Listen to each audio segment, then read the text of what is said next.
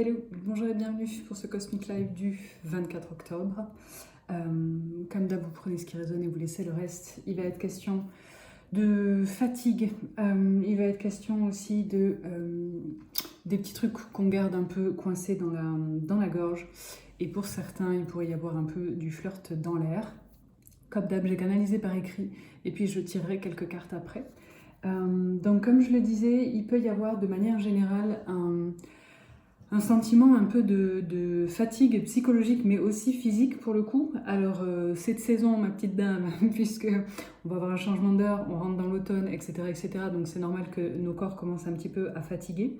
Mais aussi c'est le, comment dire, c'est le signe que on a fait pas mal de tri dernièrement dans les dernières guidances. Il était beaucoup question de ça. À la fois, il était question de tri et il était aussi question de se féliciter de choses qu'on avait réussi à faire, de caps qu'on avait réussi à passer. Et donc, cette fatigue, elle est un rappel du repos nécessaire. C'est-à-dire que c'est bien d'être sur 1000 projets, de faire du tri, d'être dans l'action, etc., etc. Mais à un moment donné, il y a besoin de se poser, sinon on va se cramer. L'autre point par rapport à cette fatigue, c'est que il y a beaucoup de tensions qui sont en train de lâcher, des tensions qui se sont cristallisées en début d'année, donc début 2025, s'il y a eu, je sais pas, des mauvaises nouvelles, des coups durs, des trucs, des choses comme ça. Donc moi, c'est plutôt début d'année 2025 et éventuellement sur l'été, voilà, il y a des périodes, des événements, je sais pas, des relations, des trucs qui ont fait qu'il y a quelque chose qui s'est cristallisé, qui s'est tendu et il nous a fallu en fait le temps de digérer le truc, de laisser se faire le process et ces tensions, elles lâchent seulement maintenant. Mais ce qu'il faut voir, voilà, c'est pas juste de la fatigue pour la fatigue.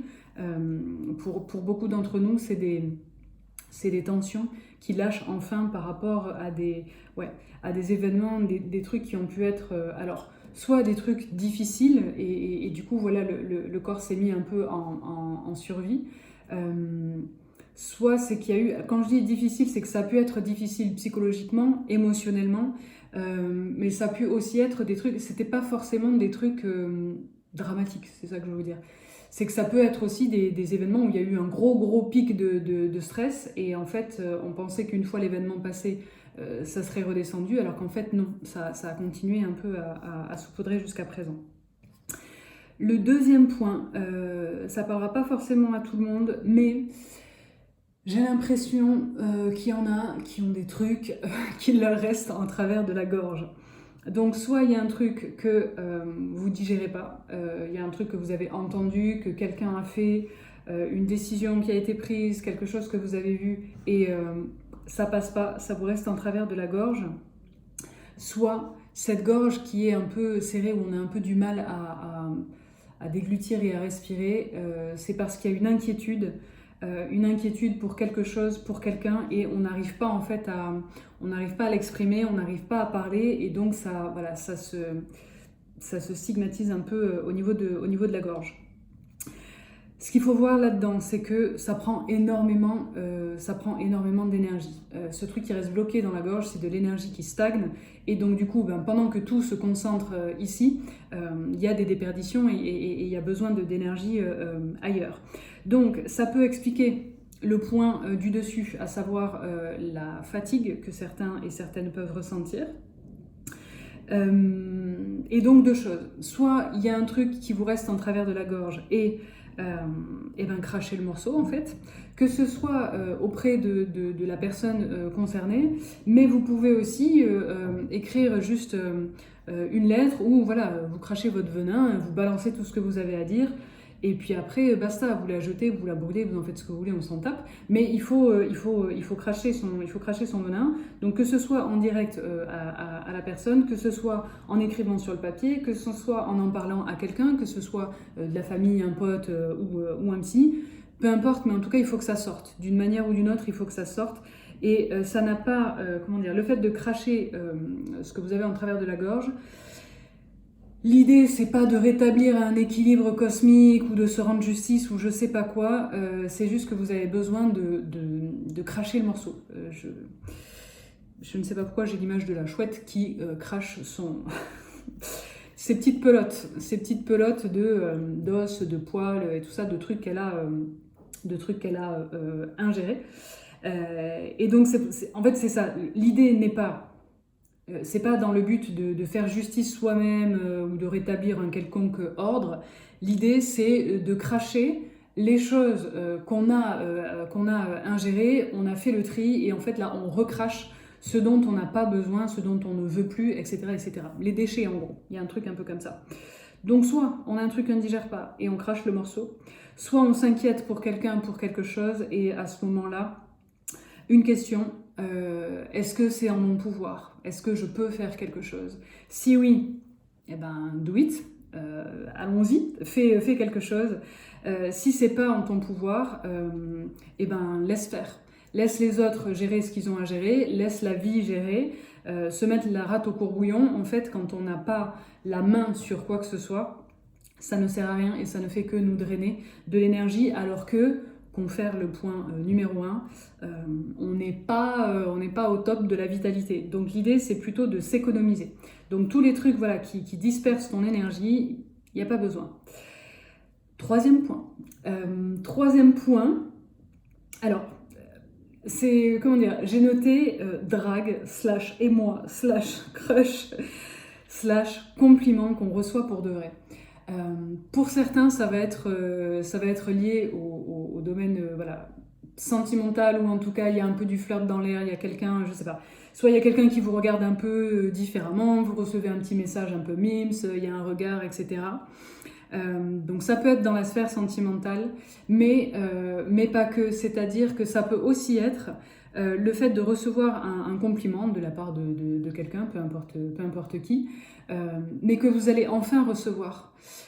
Souvent, on est nombreux en fait à ne pas savoir recevoir un compliment. C'est-à-dire que quand quelqu'un vous dit « Ah putain, c'est vachement bien ce que tu as fait, ah oui, bah, c'est normal », on a tendance un peu à minimiser ces trucs-là et puis à dire « Oui, non, bah, c'est pas si ouf que ça ». Et en fait, là, le compliment qu'on va vous faire, la remarque, ou voilà, le compliment qu'on va vous faire, va vous toucher en plein cœur et vous allez le recevoir pour de vrai. Et en fait, vous allez sentir ce que ça fait de recevoir ce compliment. Et ce que ça fait, c'est que... je vais y arriver. La petite lumière que ça allume, c'est « on me voit enfin ». Il y a quelqu'un qui me voit. Alors que on a plutôt l'habitude, voilà, je sais pas, moi, d'avancer un peu en sous-marin, on sort pas trop du lot, on n'est pas trop repéré, etc., etc. Et là, tout à coup, bam, il y a quelqu'un qui me voit. Il y a quelqu'un qui me voit et qui reconnaît quelque chose de chouette chez moi. Et donc, ça va faire... c'est aussi pour ça que j'avais ce sentiment qu'il y avait un truc un peu de drague, c'est que ça va vraiment faire chaud au cœur. Donc chaud au cœur, comme quand on a des petites bouffées de chaleur quand on voit quelqu'un qu'on aime bien. Mais aussi le fait d'être un peu pris en flagrant délit, mais en flagrant délit de waouh, j'assure. Donc du coup, voilà, il va y avoir un petit truc de chaud au cœur. Et cet événement-là, ou ce regard, ou ce mot, ou ce mail, etc., va permettre de relancer quelque chose. Donc soit ça va nous redonner de l'énergie, ça va nous redonner la foi, peut-être que ça va être le début d'une grande histoire d'amour, d'un dating. En tout cas, c'est un peu comme si on venait mettre une pièce et que ça relançait la machine de l'estime de nous-mêmes. Donc ça, c'est plutôt chouette. C'était tout pour les messages par écrit, et ensuite on m'a dit de prendre les cartes. Donc je vais prendre les cartes pour voir ce qu'il y a d'autre sur cette semaine du 24. Ok, qu'est-ce qu'il y a d'autre comme message? Qu'est-ce qu'il y a d'autre comme message? J'ai quand même du mal à respirer. Pour ceux qui ont un truc à cracher, crachez-le. Hein. C'est pas, ça sert à rien de garder... Alors je sais, il y a peut-être des rancuniers parmi vous, mais... c'est comment dire, je peux comprendre hein, qu'on puisse avoir de la rancœur, de la rancune, etc., etc. Mais honnêtement, c'est se faire chier pour pas grand-chose. C'est garder des trucs dans son sac à dos pour... pourquoi en fait? Donc cracher le morceau, hein. Vraiment cracher le morceau. Qu'est-ce qu'on a d'autre? Qu'est-ce qu'on a d'autre?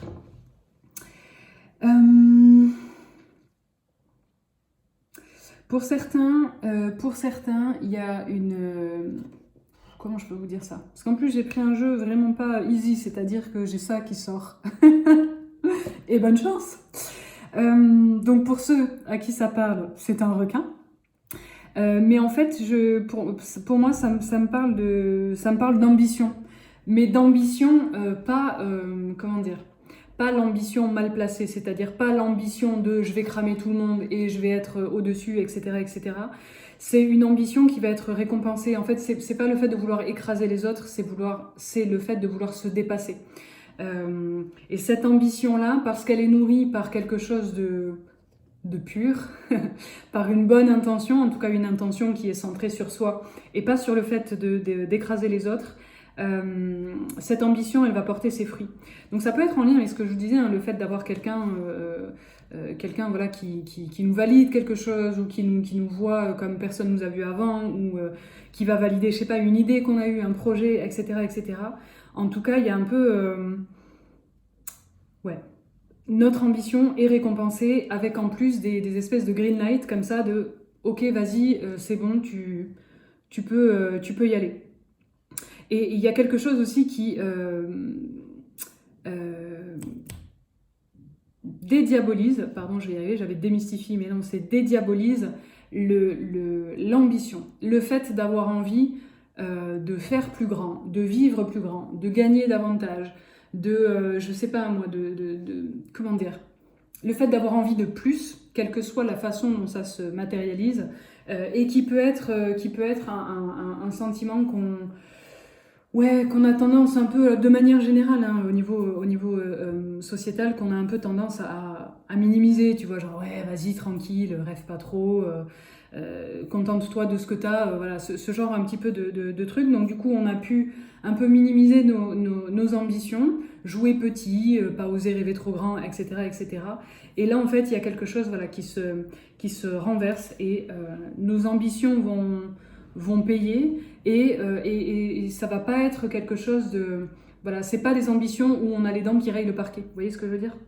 C'est vraiment un truc comme une forme de réussite et je l'ai en anglais, mais je crois que c'est pareil, achievement, c'est plus qu'une réussite, c'est un accomplissement, pardon, je l'ai, c'est un accomplissement personnel. Et donc ça va nous réconcilier avec notre ambition et le fait d'oser rêver grand, d'oser rêver davantage. Du coup, ça se suit. On a l'aigle qui nous parle d'évolution.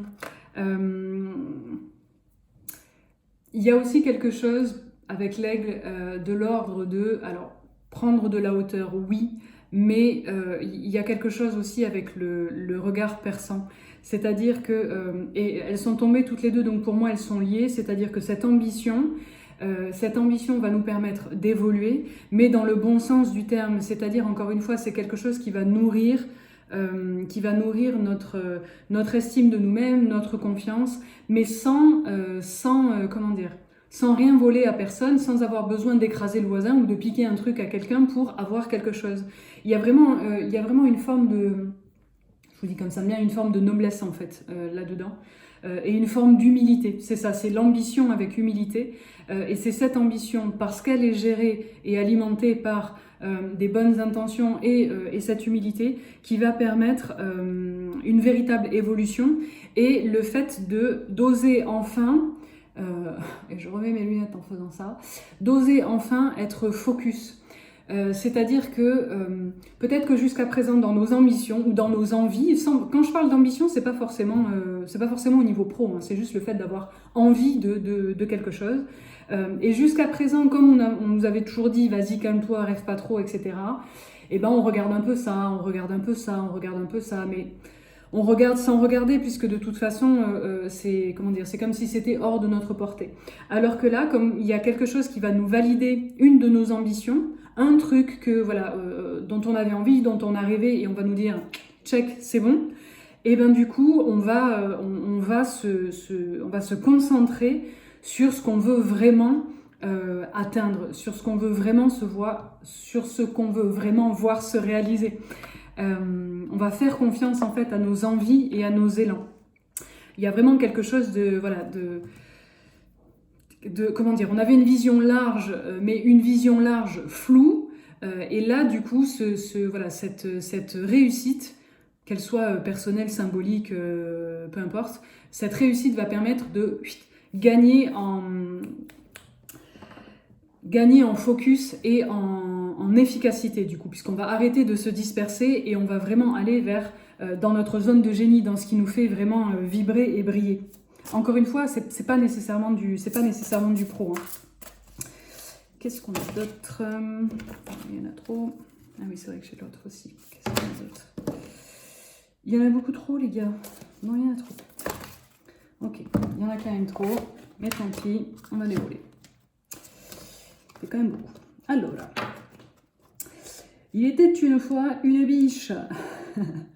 Une biche blanche. Alors, oui et non. Alors, je vous montre l'image parce qu'elles sont assez belles. Elles sont assez belles. Par contre, ceci n'est pas une biche. Parce qu'au-dessus, les bois, ce sont des bois de serre. Une biche avec des bois, je ne crois pas que ça existe. Alors, il y a peut-être des légendes au Japon puisque c'est un jeu des animaux divins avec pas mal d'animaux d'hospices et de choses comme ça. Pour moi, ça parle de comment je pourrais vous dire ça, de la réunion du masculin et du féminin. C'est-à-dire qu'admettons jusqu'à présent on était une biche, donc une biche, énergie féminine, ça ne veut pas dire forcément femme, hein, c'est énergie féminine, donc c'est l'énergie yin, c'est l'énergie de la douceur, c'est l'énergie des pensées, de la créativité, etc., etc. Le problème de ça, c'est que si c'est pas connecté à une énergie yang, c'est-à-dire une énergie alors masculine, hein, mais à une énergie yang, et ben ça reste au stade de j'ai une idée de ouf, mais je sais pas comment la matérialiser.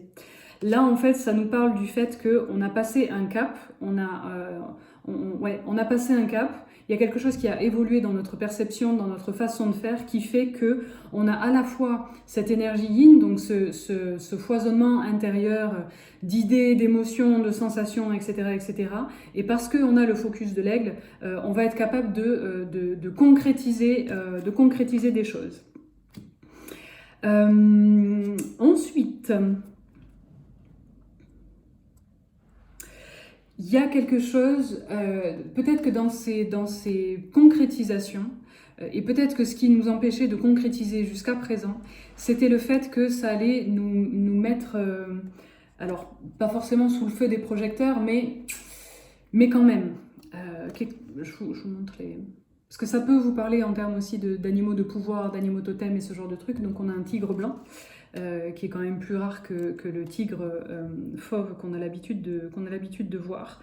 Et pour moi, en fait, il y a quelque chose dans cette réussite, et quand je dis réussite, encore une fois, c'est pas forcément pro, il y a quelque chose autour du fait d'embrasser sa différence et sa particularité. Jusqu'à présent, c'est un peu comme si on avait fait en sorte de se fondre dans la masse, de se fondre un peu dans le moule. Et là, on ose enfin montrer et même arborer, porter sur soi cette singularité. Parce que il y a quelque chose qui a shifté dans le fait de si je dis ou si je montre que je suis différente, c'est pas pour me la péter, c'est pas pour dire je suis plus que, c'est juste pour montrer mes couleurs. Donc il y a vraiment quelque chose qui se reconnecte profondément avec qui on est. C'est drôle, on a encore la biche. On a encore la biche, mais cette fois-ci de manière différente. C'est la femme biche qu'on voit juste là, derrière. Et pour moi, ça parle du fait de se cacher. De se cacher dans le sens de faire style qu'on est fragile alors qu'on est beaucoup moins fragile qu'on ne le pense. Et donc, c'est pas une mauvaise chose en soi, c'est juste que parfois, je vais jouer un peu la fébrile, je vais faire style que je suis un peu fragile parce que grâce à ça, peut-être qu'on va prendre soin de moi, peut-être qu'on va être plus sympa avec moi, etc., etc. Mais du coup, c'est à double tranchant parce que si jusqu'à présent j'ai fait la meuf fragile et qu'aujourd'hui je veux qu'on me prenne en considération, je vais pas pouvoir, aux yeux des gens, je serais encore cette petite chose fragile. Donc, comment dire, c'est un peu comme si on était pris à notre propre piège. C'est-à-dire que jusqu'à présent, j'ai fait un peu la meuf fragile, parce que voilà, ça m'a permis, comme je disais, j'en sais rien moi, d'obtenir de l'aide, un prêt, je sais pas, de l'attention, etc., etc. Sauf qu'en fait, je suis pas vraiment un petit animal fragile. Je me cachais derrière ça. Et donc là, forcément, quand on se montre tel qu'on est, c'est-à-dire moins vulnérable et moins fragile que ce que les gens croyaient, et ben forcément il peut y avoir alors il peut y avoir déjà une espèce de retour de flamme, c'est-à-dire oui tu m'as menti, nanani, nanana, mais surtout il peut aussi y avoir en fait tu peux te débrouiller, bon bah salut. Et ça n'est pas à vivre comme un abandon, mais comme l'occasion de montrer que non, en effet, on n'est pas un petit truc fragile et que oui, on est capable de se débrouiller seul. Seul, ça ne veut pas dire qu'on ne demande jamais de l'aide à tout le monde, hein, mais c'est juste que ça vient juste nous dire qu'on a plus de moyens que ce qu'on pense et on n'a pas forcément besoin de faire le petit animal en détresse pour arriver à nos fins. Il y a aussi un truc comme ça, parce qu'il y a une histoire de manipulation aussi là-dedans. Je fais style que je suis une pauvre petite biche sans défense, alors qu'en fait, non. Donc si c'est votre cas, voilà, si vous repérez ce truc-là chez vous, et c'est très humain, hein, ça nous arrive à tous, c'est pas du tout un jugement ou une chasse aux sorcières, c'est juste que si ça vous concerne, pourquoi en fait vous avez besoin d'utiliser cette tactique de la demoiselle en détresse là, et c'est pas forcément que pour les meufs, hein, mais pourquoi vous avez besoin d'utiliser cette tactique de je vais faire style que je suis à l'article de la mort, comme ça on va être sympa avec moi. Pourquoi en fait? Est-ce que vous doutez de vos compétences? Est-ce que vous doutez je sais pas moi, de l'attention, de l'affection que les autres peuvent vous porter? Qu'est-ce qui fait que vous préférez louvoyer plutôt que d'être cash en fait? Et les réponses changent d'une personne à l'autre. Ouais, on a encore un animal blanc qui nous parle aussi d'évolution. Et on a un petit phoque blanc derrière. Pour moi, il y a vraiment quelque chose avec tous ces animaux blancs. Ça parle beaucoup d'évolution, de transformation, mais surtout le fait que ces animaux soient blancs. Alors, c'est pas spécialement un truc de pureté, de machin, etc. C'est plus pour moi comme une espèce de feuille blanche, comme quelque chose que on ose enfin se dévoiler, on ose enfin montrer qui on est. Et donc on se débarrasse en fait de tous les masques, de tous les trucs qu'on a pu porter ou prendre pour soi alors qu'en fait c'était pas du tout pour nous. Donc il y a ce côté-là. Et il y a aussi le côté feuille blanche dans le sens, ok, maintenant que je sais quel animal je suis et maintenant que j'ose montrer l'animal que je suis, et forcément ma vie va radicalement changer. Ouais. Il peut y avoir sur la semaine qui vient aussi des échanges, je vais y arriver, enrichissants, des conversations qui vont permettre d'avoir un déclic, qui vont permettre de valider des choses, peut-être d'avoir des solutions inattendues, inespérées. Il peut y avoir des choses comme ça.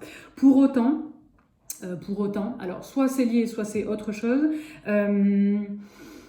Tout ce qui brille n'est pas de l'or. Donc, ce qu'on dit, c'est bien. En gros, il y a les paroles, il y a les mots d'un côté et il y a les actes de l'autre. Et personnellement, je juge plutôt les gens sur leurs actes. Les mots, c'est facile en fait d'avoir des jolis mots, de faire des belles promesses, mais est-ce que la personne est réellement là en fait derrière? Donc, voilà, oui, il y a des trucs enrichissants, il y a des choses à prendre dans des échanges que vous allez pouvoir avoir cette semaine, mais attention, tout ce qui brille n'est pas de l'or. Et puis une dernière, et je vous laisserai avec ça. Ouais, il peut y avoir deux choses du coup. Il peut y avoir autour de vous quelqu'un, alors plutôt plutôt un homme et plutôt un jeune homme. Alors on n'est pas forcément sur un ado, mais en tout cas on n'est pas sur quelqu'un de 60 ans, quoi, plutôt quelqu'un ni de 50 d'ailleurs, plutôt quelqu'un d'assez jeune quand même, sur qui vous pouvez compter ou à qui vous pouvez faire confiance. Pour celles et ceux qui se posent des questions sur quelqu'un, cette personne est fiable. Et pour d'autres qui étaient peut-être un peu en crise avec une femme, une amie, une mère, une sœur, une manageuse, etc., etc., la situation va s'apaiser. Voilà, j'espère que ça vous accompagnera sur cette semaine. Prenez soin de vous, reposez-vous, et puis on se retrouve la semaine prochaine. Ciao, ciao.